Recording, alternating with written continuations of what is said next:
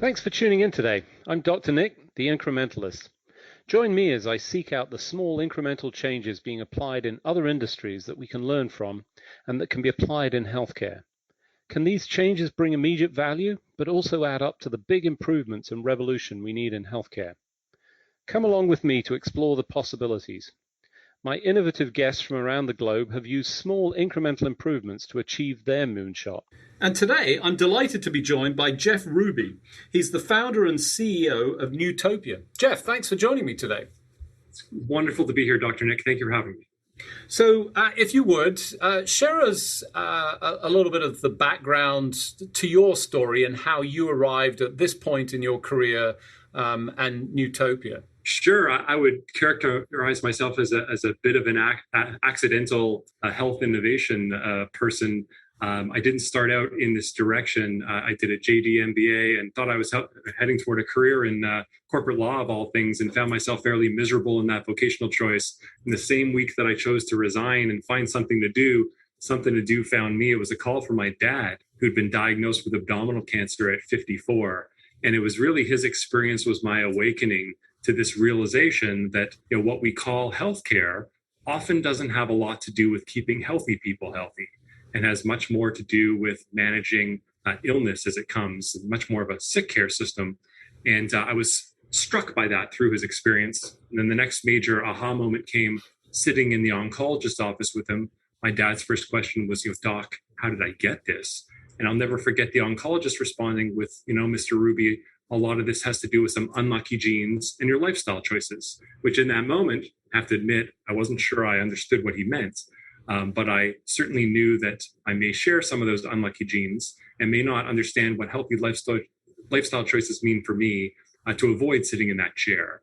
And so that's led me on a 20-year odyssey now of 4 startups, all trying to understand the genetic equation, the lifestyle equation, and more importantly, how can healthcare be more about keeping healthy people healthy as a first instance, both for the benefit of individuals and ultimately for the benefit of health insurers who are financially responsible for those individuals. And I think there's a win-win-win here, and I'm really striving to find it. It's first of all, sorry to hear about your dad. I think that's always a challenge, for any son or daughter when their parent, suffers disease. I've certainly been through that experience, and, helping them navigate that is one of the special challenges that I think children have and struggle with. And even as a physician, that was a challenge for myself. So I can fully sort of appreciate the difficulties of that.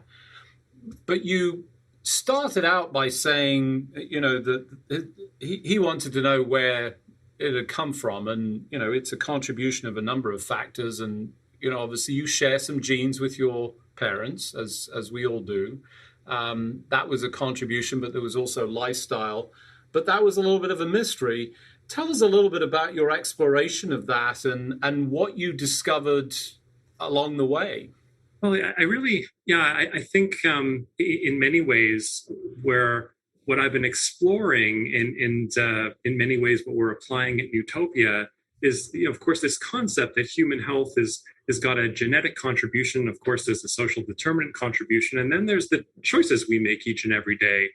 And what I've discovered is that there's a lot of power identifying, within the best of science and evidence, some of the genetic understanding and genetic engagement that can help to shape those lifestyle decisions that we make, understanding that they're probably by far the most important considerations, especially when it comes to chronic diseases like obesity or type 2 diabetes or cardiovascular disease, which are largely lifestyle driven. There's, of course, a genetic contribution, but it's been that can we arm individuals with an understanding on the genetic side to help motivate and in many ways inspire the right kind of lifestyle choices? That's been the formula that I've largely been seeing, and it's been quite powerful in the arms of our participants who are experiencing some pretty significant whole health changes as a result. Yeah, and the other thing that you talked about was this wellness versus sickness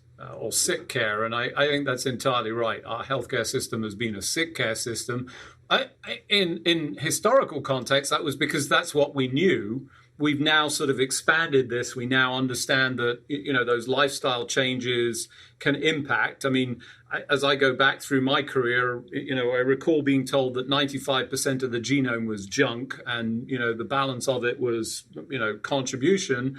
And I also remember hearing very vividly, you are a function of your genes, and that's very much not true. We understand that, at least I do, and I think, you know, generally that's the case. So we've got lots of opportunity to change, but there is this overwhelming pressure that exists for humanity. And, you know, I boil it down to the hunter-gatherer impact of thousands of years of living in this world where we had very few calories. And now we're in a circumstance where we've got lots, and many of them are not good.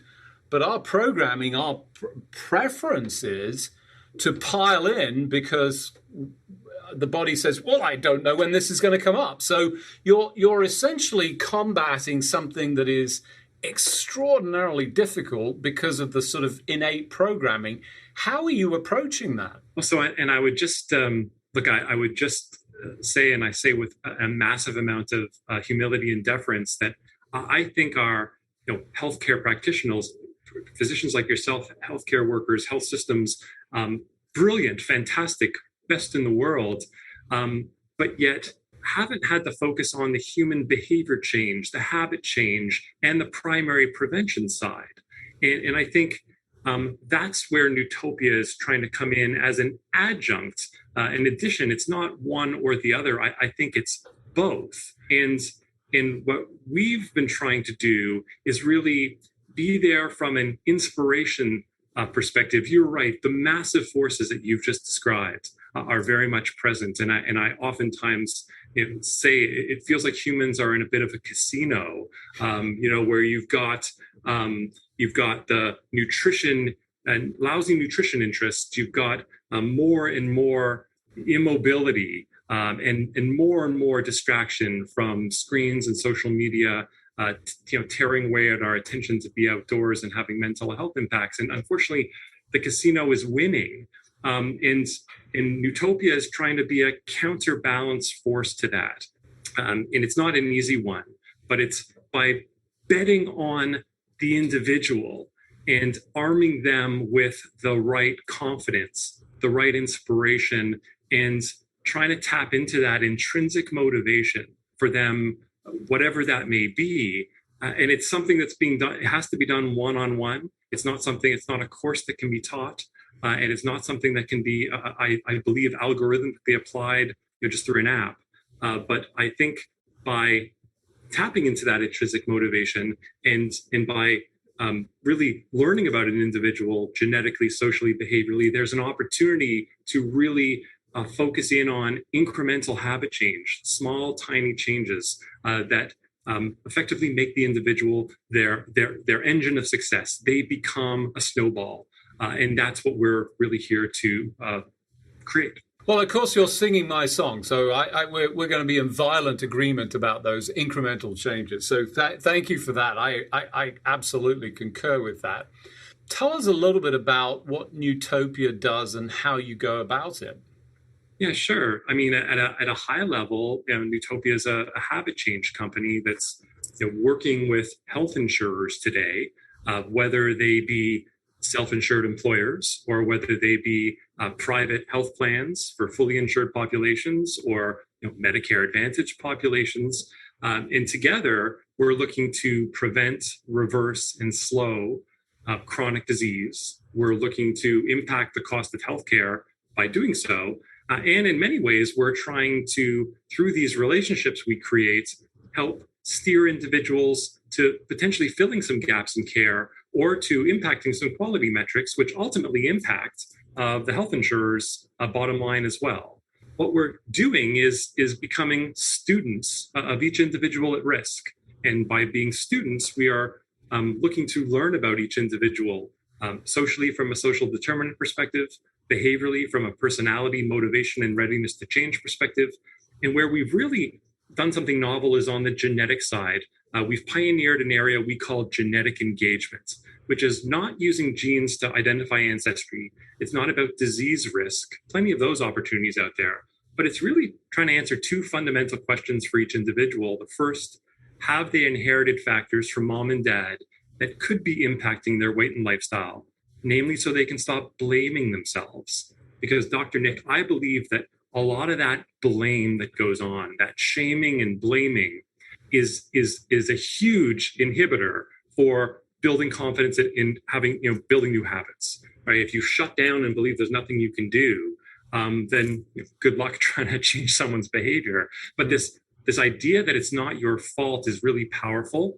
And it leads to the second question we're trying to answer, which is how do we arm each individual with a greater sense of control over what to do about it? Effectively, how do we shape the macro recommendations in nutrition, in exercise, in mental and emotional well-being based on those genetic results, all within evidence and guidelines to get the most amount of buy-in to why we should do it in the first place? Again, how did the genes impact the lifestyle choices? And so with that learning underway, we then design this habit change framework. It's all virtual, and there are a number of different components. There's a human component, there's technology, there's the right wearable and wireless sensors, the right gaming, and the right social health communities, but all built one by one by one. It's not a curriculum. We're not teaching a course. And in so doing, each Newtopian's experience is different. And the aim is that at the end of 12 months of that hyper-personalized engagement, we want to see positive improvements to key physical risk factors, things like waist circumference or BMI, blood pressure, blood glucose, triglycerides, cholesterol. We want to see key improvements to mental health risk factors like anxiety, depression, sleep, and resilience.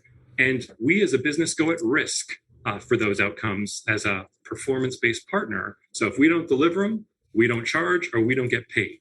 And ultimately, that's really what Newtopia is doing to combat this habit change and prevent, reverse, and slow chronic disease. So for those of you just joining, I'm Dr. Nick, the Incrementalist. Today I'm talking to Jeff Ruby. He's the founder and CEO of Newtopia. We were just talking about the personalization of interaction and actually quite a unique approach to genetic, I think I'm right in saying testing, that says, let's find fault in those genes, which, I haven't heard that concept, but it makes a lot of sense.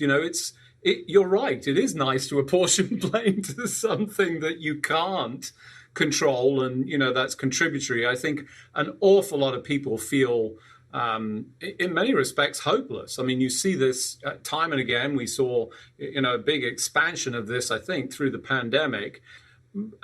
As you think about your experience, you've been at this for a long time. Obviously, I'm guessing that you, like the rest of the world, didn't predict this pandemic coming. But it arrived. What was the impact, and what did you see in your domain? Yeah, I think it's there've been two sides. I think the pandemic, in many ways, highlighted the real challenge and risk of that at-risk period. In many ways, in the sick care system, you generally have a focus on that 10 to 15% of the population with a diagnosed or diagnosable disease. And then the remaining group are sort of floating out there somewhere between worried well to at risk to going over the disease cliff. And I think the pandemic has helped to really focus on that 80% of the population at risk. I mean, when you think about it, aside from age, that group was the most impacted from a health and a cost perspective. The staggering statistic from the CDC, was that, of the roughly a million Americans who have passed away horribly from the COVID pandemic, 400,000, roughly 40% had type 2 diabetes. That's a staggering number for a chronic disease that shouldn't exist today, largely due to our lifestyle. And so I think in many ways, there's been that shaping of the focus on at risk. But the second side is, I think the pandemic has also created a whole lot more risk.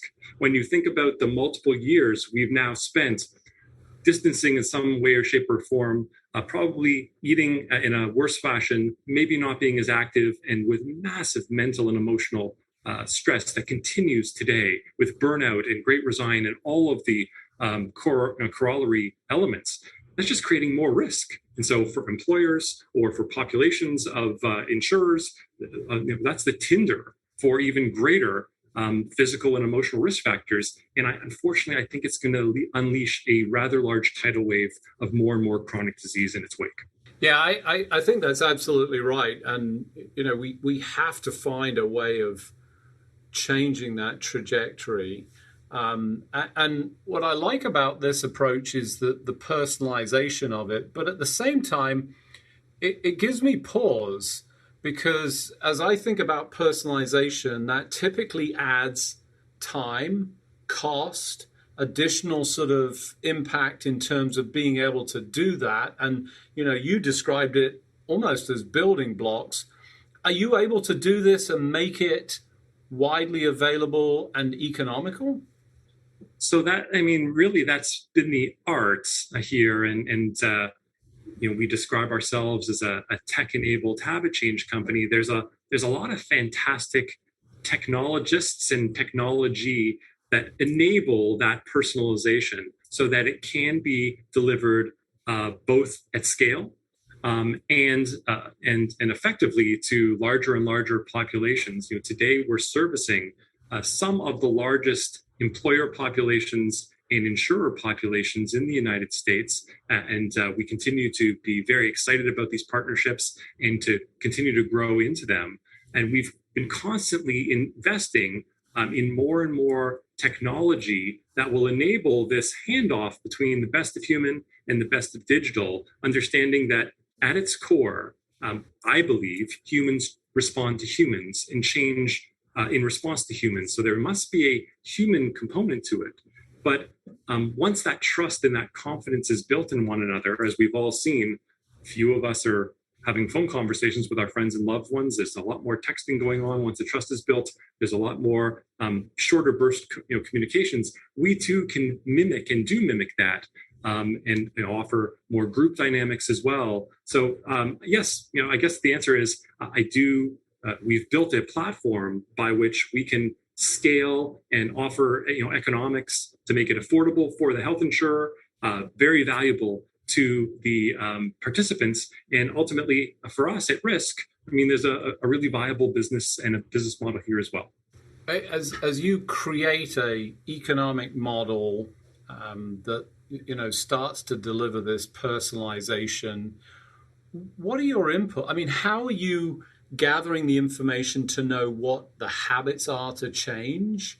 What is your process to play intervention? How do you garner people's attention through all of this? Because I don't know about you, but I feel like everybody's clamoring for my attention, and it's hard to pay attention to the things that are important. And this is important, right? Very much so. And it took a little bit of time to think this through.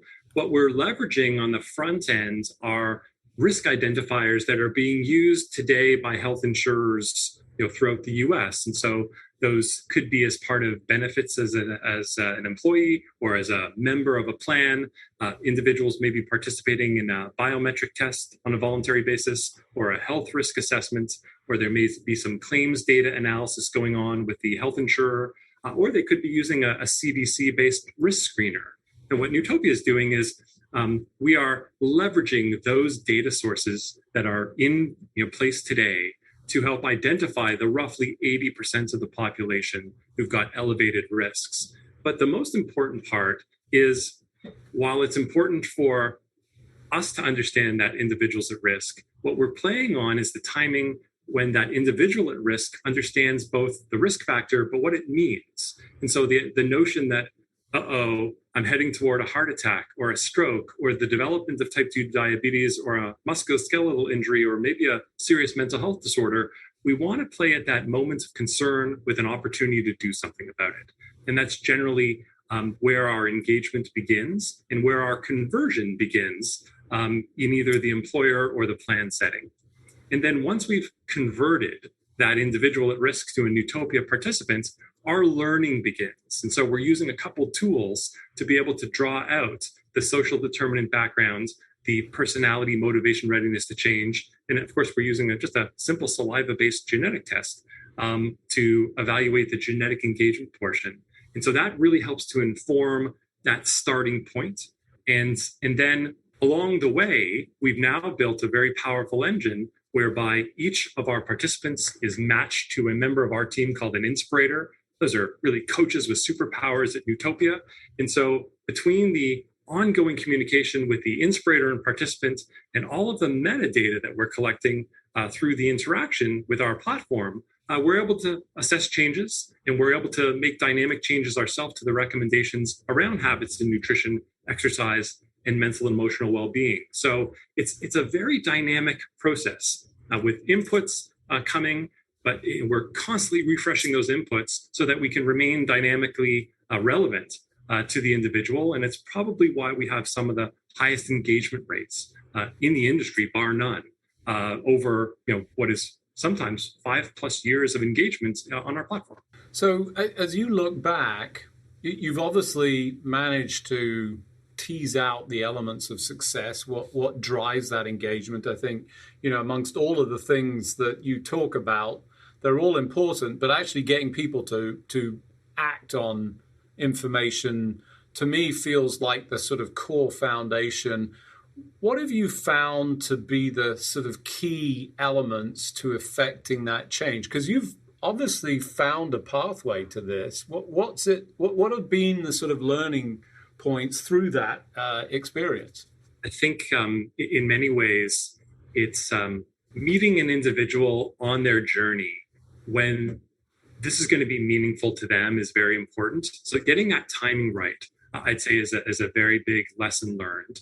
And also a second lesson is doing it in partnership with an organization that really has the best interest of their employees or members at heart, where we're not offered a hunting license, but we're offered a partnership where together the employer in Newtopia or the plan in Newtopia are really for the best interest of the individual and of course the economics of the health plan or the employer, working together as partners. Those I'd say would probably be the two biggest learnings of what conditions for success look like.